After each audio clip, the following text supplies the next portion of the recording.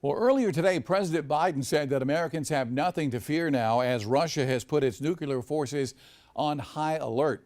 Going to bring in Charles Bierbauer now. He was a Moscow bureau reporter for ABC News in the 70s and 80s. What do you make of the comments from the president today and for the fact that Russia's put its nuclear forces on high alert? Well, it's really hard for us, most of us, to know what Russian high alert actually means.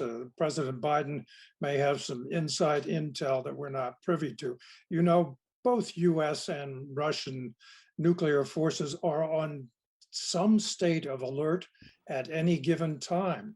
Keep in mind that these are the two largest nuclear forces in the world, and they both have ground-based, sea-based, air-based missiles with nuclear capability.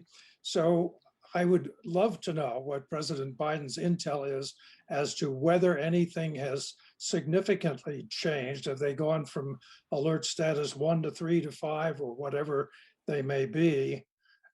Is it incremental or is it dramatic? And I don't have that answer.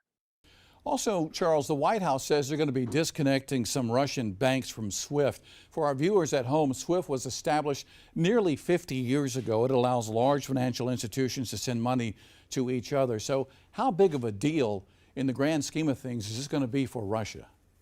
Well, that's actually the economic nuclear option, if you will, because the extent of the economic sanctions that are being imposed by the US, by the European Union, and other countries, Britain among them, no longer a member of the European Union. But the rather concerted effort by all of these other countries to economically handicap, if not completely cripple Russia, is beyond significant. This is stuff that's not happened before, the cutoff of the SWIFT access. Not all of it, but some banks and some significantly.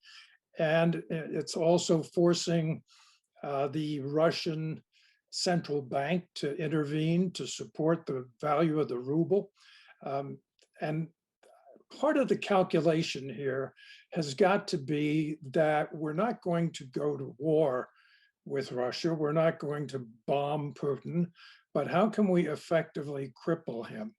And the Russian populace in the post-Soviet period, the last 30 years, has gotten used to a very different standard of living than when I lived there back in the 70s and the 80s, which was pretty poor, and there was considerable scarcity of goods. Russians have gotten a good bit more comfortable.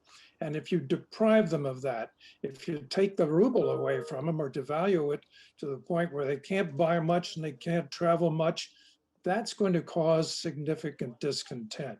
Already the protests that we are seeing in Russian cities are dramatically bigger than anything I ever saw, because the protests I saw were pretty small and they were suppressed very quickly. All right. Charles Bierbauer, as always, thank you for your insight.